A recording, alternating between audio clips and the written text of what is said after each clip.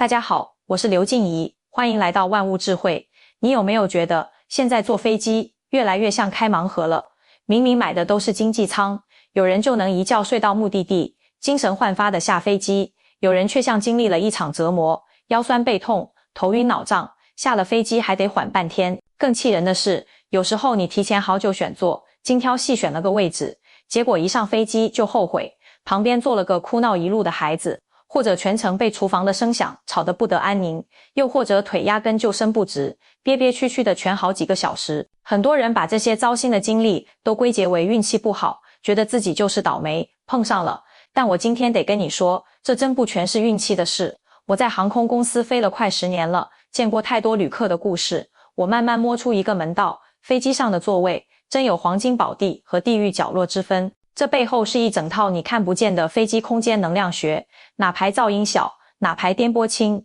哪个位置方便活动，这都是有规律可循的。只是绝大多数乘客还只盯着靠窗还是过道，压根没意识到这架飞机上真正的舒适密码藏在哪。你感受到的都是具体的不舒服，但真正在背后决定这一切的是飞机的设计、气流、航线，还有那些你意想不到的隐形规则。最近不少经常飞的朋友都在传一句话，说经济舱选座是个技术活，选错了就是受刑。一听这话，有人嘴角一撇，觉得小题大做，不就是个座位吗？忍忍就过去了。可也有人，尤其是需要长途飞行或者带着老人孩子出行的，心里特别在意，总想提前做足功课，让旅途舒服点。我今天得郑重地跟你说，这句话一点都不夸张，它不是什么玄学，而是我们这些天天在飞机上工作的人，看透了这铁鸟肚子里的门道之后，给旅客的带着善意的提醒。这提醒听着有点直白，但底子里全是想帮你省心省力。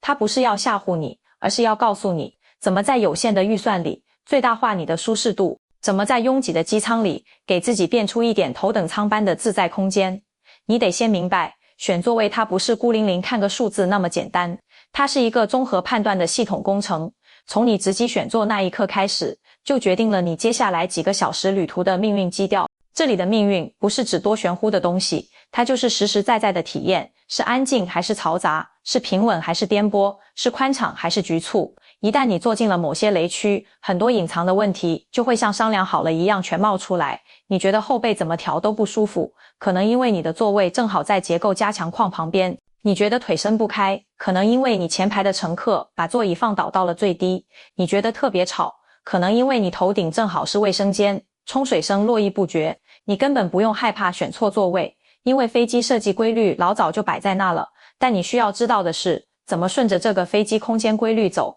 别逆着它来。懂得选座的人，在长途飞行里反而能偷得浮生半日闲。不懂的人，会在不知不觉里被噪音、被狭窄的空间、被周围不可控的旅客给折磨得疲惫不堪，一趟飞行下来元气大伤。为什么有些座位就是地狱席位呢？在飞机的客舱设计里，不同区域承担着不同的功能，也自然形成了不同的微环境。这就像房子一样，厨房附近总是热闹些，承重墙边上总是硬一点。飞机上的厨房、卫生间、应急出口、机翼附近都是特殊的能量节点。这些节点本身没有好坏，但它们产生的场，比如声音场、气流场、活动频率场，会强烈影响坐在附近的乘客。所以我们可以把一次飞行叫做一个微环境体验期。什么叫微环境？就是说，飞机这个密闭管子里，不同座位的小气候天差地别，你过去所有关于飞行的习惯、偏好、身体的耐受度，都会在这个小环境里被放大检验。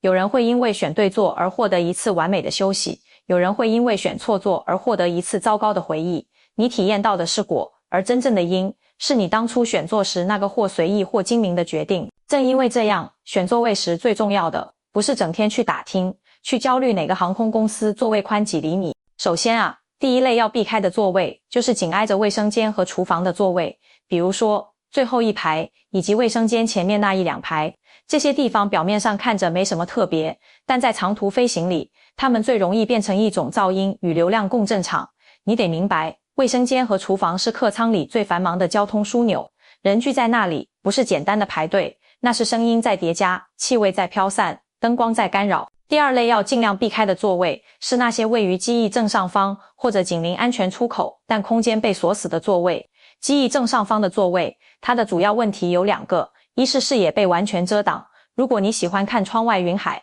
那这里就是一片巨大的金属翅膀，啥也看不着。二是可能更颠簸，虽然飞机是个整体，颠簸起来谁都跑不了，但机翼是成立结构，气流对机翼的作用力是最直接、最剧烈的，传递到座位上，你感觉到的晃动感可能会比其他位置更明显一些。所以选座时一定要看清楚座椅示意图，如果发现某一排的座椅标识是不可调节，或者有个特殊的锁形标志，那就要三思了。除非你对腿部空间有极致要求，否则最好避开它前面那排锁死座。这种避不是偷懒，而是一种对自己身体舒适度负责任的态度。第3类需要留神的地方是飞机上最后一排以及紧挨机舱壁的座位，这个和第一点有重合，但侧重不同。最后一排除了靠近卫生间的噪音问题外，还有几个独特的槽点。第一，座椅靠背同样可能无法后仰，或者后仰角度极小，因为后面就是机舱的隔板或者厨房墙壁，没有空间让你后仰。第二，你可能会是最后一个拿到餐食和饮料的人，餐车都是从飞机前部开始往后推，发到最后一排时，可能你心仪的选择已经没有了。第三，如果你坐在正中间，你会感觉自己被包围了，左右都是人，前面是椅背，后面是墙，那种封闭感和压抑感会更强。而紧挨机舱壁的靠窗位，除了上述问题，还有一个致命伤，因为飞机尾部曲线收缩，窗户可能不在你正旁边，而是在你斜前方。你想看窗外，得使劲扭过头，探起身子，非常别扭。而且因为结构原因，这里的空间可能更不规则，你的腿部或肩部空间可能会被侵占。所以从经验出发，除非万不得已，最好不要主动选择最后一排，这是对自己旅行舒适度的珍惜，也是对这趟飞行的一份负责。第4类一定要谨慎选择的座位，是那些位于客舱中间区域，前后左右都被包围的孤岛座位。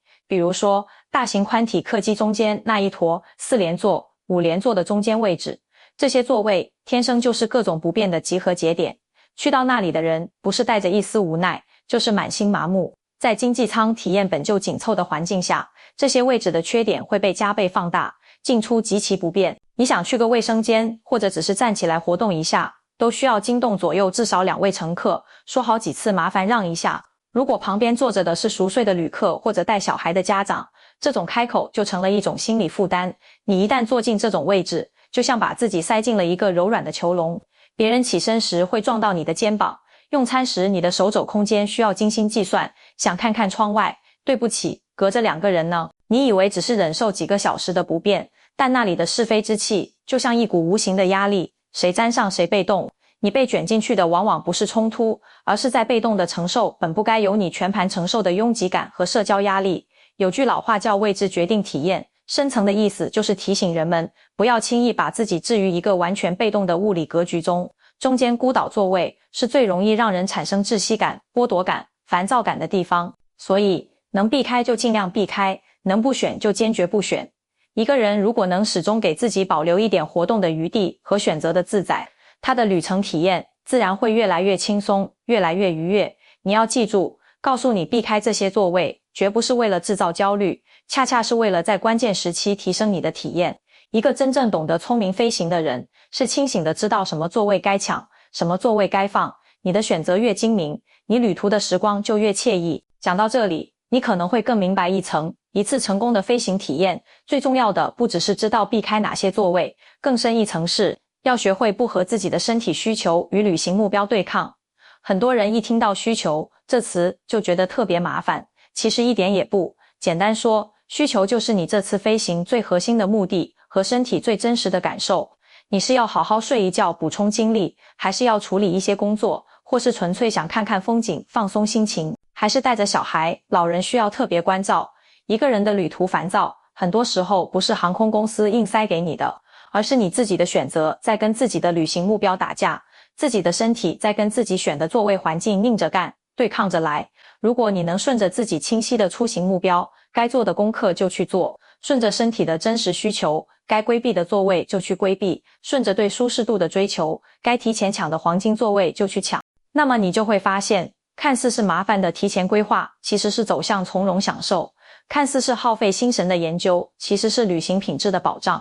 看似是放弃某些看似有吸引力的选择，恰恰是你获得一次舒心旅程的开始。好多人飞行中最痛苦的经历，不是因为航班延误了多久，而是因为自己选了个地狱座位，舍不得放弃一个靠窗但紧挨厕所的景观位，舍不得离开那个腿部空间大但座椅不能调的空间座，舍不得改签一个时间稍差但机型座位更好的航班。可是你越舍不得，痛苦就越深。你越是紧紧抓着有明显缺陷的选项，整个旅程就被伤得越重。客观规律不是航空公司对你的惩罚，它是在用一种直接的方式提醒你，别再把明显会降低你体验的东西继续当成宝贝一样选择了，该避就得避。一个人只要愿意把随便拉的心态收起来一点，把怕麻烦的念头放下一点，把对舒适度的要求重视一点，你就会发现，选个好座位并没想象中那么难。困难往往不是选座本身难，而是你的拖延在给自己制造麻烦。有经验的人常讲，舒适的旅程始于登机前。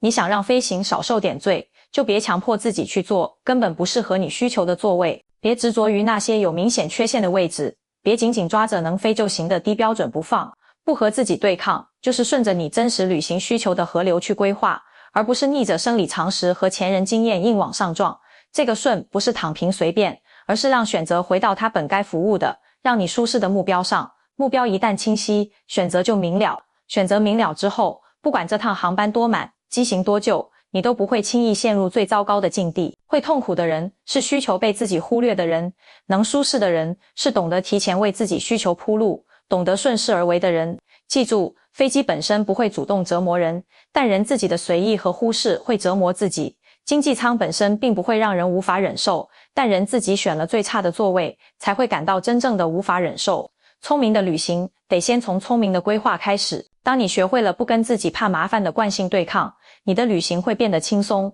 你的选择会越来越准，你的舒适感会越来越强。这样你自然就能舒舒服服地度过每一次飞行，甚至在别人觉得经济舱是种折磨的时候，你已经能用一样的钱享受到了接近黄金位置的体验。咱们的眼光还得再放长远一点，因为一次聪明的选座并不是孤立的，它是一个更大的成为聪明旅行者这个长期习惯的关键一步。这个习惯养成期就是从你的一次意识到选座重要，到未来每一次飞行都自然而然的应用。它既是一个试错清算期，也是一个经验觉醒期。有人一听到清算俩字就头疼，以为是要算旧账，其实你完全不用这么想。这里的清算是总结，是优化，是把过去选错座位的糟糕体验终结掉，把因此产生的旅行疲惫释放掉，把该学会的选座技巧掌握好，把该养成的提前规划习惯归位。在这个习惯养成的过程里，前面的几次实践可以看作是一个觉醒期。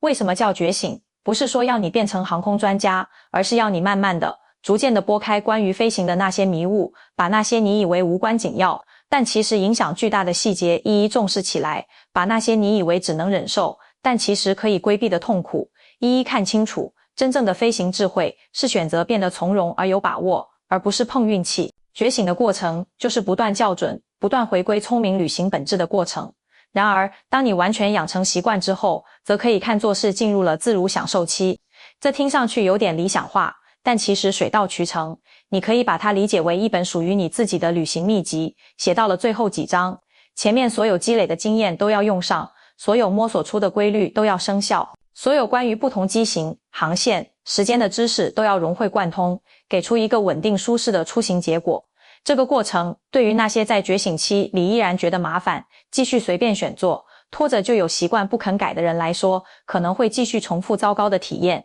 因为问题会持续出现。但是对于那些已经觉醒，该提前就提前，该研究就研究的人来说，这反而会是一个非常轻松、安稳、踏实的飞行阶段。为什么呢？因为该做的功课，他们已经形成肌肉记忆，该避的坑已经了然于胸，该抢的好座位已经驾轻就熟。所以到了这个自如享受期，飞行的不确定性不会再来找他们的麻烦，反而会给他们带来更稳定、更可预期的舒适体验，让他们的人生旅程在别人看来可能是充满变数和不适的飞行中平静顺畅、愉悦安心。这个自如享受期有一个最核心的特征，就是选择高效，体验可控。你不用担心每次飞行都像开盲盒，因为你积累的选座智慧会把大部分随机的、糟糕的可能性提前过滤排除，让它们无法影响你的核心体验。同时，智慧也会让真正的舒适、便捷、安静的可能性变得越来越可预期，越来越有保障。愿意为自己规划的人会飞得越来越舒服，觉得没必要，而持续将就的人才会感到越来越吃力，越来越觉得飞行是种负担。这不是航空公司在惩罚谁，而是每个人自己的前期选择和准备，决定了自己最终会获得什么样的飞行体验，承受什么样的旅行结果。那么，在这整个养成习惯的过程中，尤其是在从你意识到问题并开始行动的这关键阶段里，我们具体该怎么做，才能既提升体验，又能越来越轻松呢？答案其实非常朴素，就是把真实需求摆正，把提前规划放在怕麻烦的前面，把对自己旅程体验负责的态度扛在肩上，把过去糟糕飞行的记忆当作学费，把未来每一次飞行的舒适当作目标，不跟自己的惰性做无谓的妥协，不跟飞机的客观规律硬性对抗，不跟别人都随便选的大流拧着来，也不跟经济舱就该受罪的陈旧观念较劲，坚决不选那些公认的地狱座位，不长时间停留在到时候再看的拖延里，不卷入任何因选错座而导致的烦躁情绪，不执着于一次没选好就放弃整个规划习惯。当你愿意让自己的选择过程变得积极一点点，美好的旅行体验会在你看不见的地方悄悄为你的整个行程定下舒适的基调。当你愿意让自己变得更了解自己，更体贴自己的需求，舒适感就会像细水长流，悄悄地汇聚到你每一次的飞行中。当你愿意承认选座确实有门道，敢于承担起规划的责任，坦然面对并学习这些简单知识时，飞行对你展现出的面孔就会开始变得友好。你要彻底明白，最初的觉醒期是看清和了解座位规律的过程，而后的自如享受期是让你把前面积累到的所有经验，一步步在未来每一次飞行里落到实处的过程。你只要做到提前规划，飞行中的雷区就伤不到你根本。千万不要对规划感到麻烦，因为规划并不是专程来为难你的，规划是来帮助你完成旅行体验进化和升级的。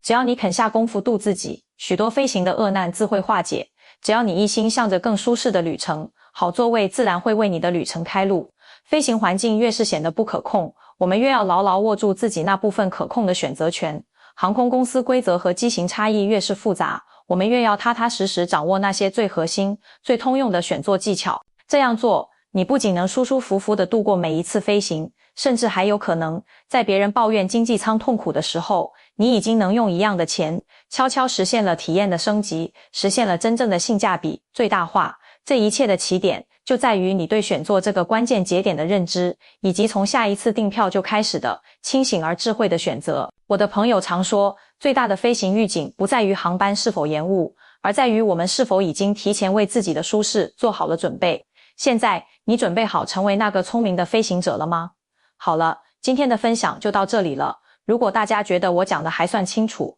麻烦您动动手，给点个赞，支持一下。也真心希望大家能把这条视频转发给身边的亲朋好友。大家如果还有其他关于乘机出行的问题，欢迎在评论区留言。别忘了订阅万物智慧，我是刘静怡，咱们下期再见。